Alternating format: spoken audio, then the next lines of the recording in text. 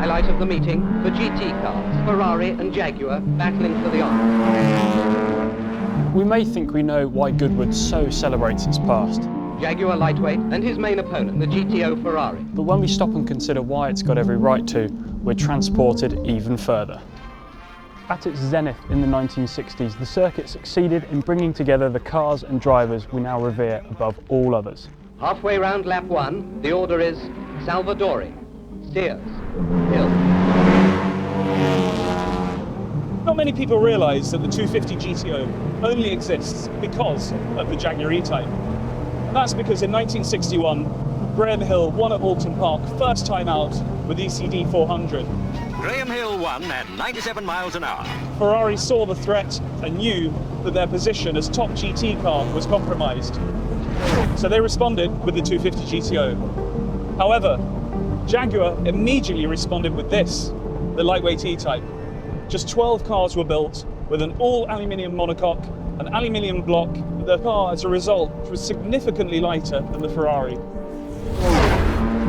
Then coupled with that engine, which has its alloy block, wide-angle head, dry sump lubrication, and fuel injection, it was streets ahead of Ferrari at the time and produced more power and more torque. Virtually all of the lightweight E-Types since period have continued to be raced with success. That's because fundamentally it's a better car. But what sets this car apart from the rest is its history and period coupled with its originality. In period, this car was driven by Roy Salvadori in 1963 at the TT at Goodwood, where it finished third overall.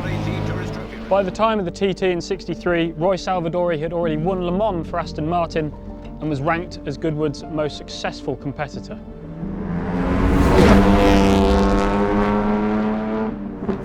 I love the technology behind it. The aluminium riveted tub, it's like a Spitfire or a Second World War plane. It was raced for 2 years between 1963 and 1964, and in about 1965 it was gifted to a lady called Penny Griffiths, and she retained the car for nearly 50 years, only sprinting and hill climbing it and using it very sparingly. As a result, today the car remains in wonderful original condition. This interior is entirely original, and I am sitting in the very seat that Roy Salvadori sat on to race at Goodwood here in 1963. The very same leather.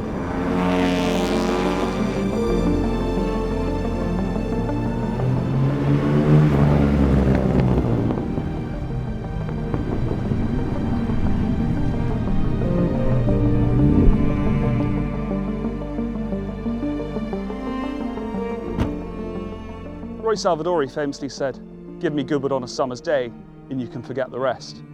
And being here today reminds me why the revival is so celebrated. But this car, the fourth of just 12 lightweight E-Types built, not only raced here in period in that race, the TT, the most celebrated of them all, but it finished on the podium being driven by one of the greatest drivers of the period. But what's remarkable is that it is the most original example of a car that raced here in that period, and as a result, represents a truly unique opportunity.